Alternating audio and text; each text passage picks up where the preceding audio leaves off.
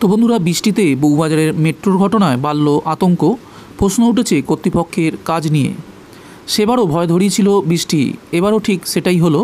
অশনির জেরে বৃষ্টি এবং তার সঙ্গে মেট্রোর কাজের জন্য মাটির তলায় কাঁপুনি, সব মিলিয়ে থরহরি কম্প এবং আতঙ্কে মানুষ বুধবার রাত থেকেই বাড়ি ছাড়তে শুরু করেছেন। আজ সকালেও একই পরিস্থিতি রয়েছে। মেট্রোর কাজ বন্ধ রাখা হয়েছে। এখন কর্তৃপক্ষ ঘুরে ঘুরে দেখছেন বউবাজারের দুর্গা পিতুরি লেনে কোন কোন বাড়িগুলিতে ফের সমস্যার সৃষ্টি হয়েছে, কেন বারবার ফাটল ধরছে কাজ করতে গিয়ে, তা নিয়ে মেট্রোর ওপর ক্রুদ্ধ এলাকার মানুষজন। কাল মধ্যরাতে বহু মানুষ ঘর ছেড়ে চলে যান।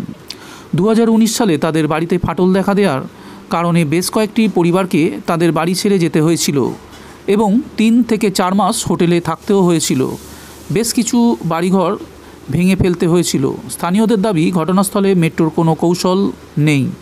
10টি বাড়িতে ফাটল দেখা দিয়েছে। পুলিশ তাদের চলে যেতে বললে বাসিন্দারা কেবল তাদের প্রয়োজনীয় জিনিসপত্র নিয়েই বাড়ি ছেড়ে চলে যান। মূলত বউবাজারের আবার মেট্রোর কাজ চলার কারণে দুর্গা পিতুরি লেনে 15 নম্বর, 16 নম্বর, 17 নম্বর, 18/1, 19 নম্বর বাড়িতে ফাটল শুরু হয়। ক্রমে ক্রমে ফাটল দেখা যায় আরও 5টি বাড়িতে। ফলে স্বাভাবিকভাবেই আতঙ্কিত হয়ে পড়েছেন এলাকার মানুষজন। আতঙ্কে বাড়ি থেকে বেরিয়ে যেতে শুরু করেন বাসিন্দারা।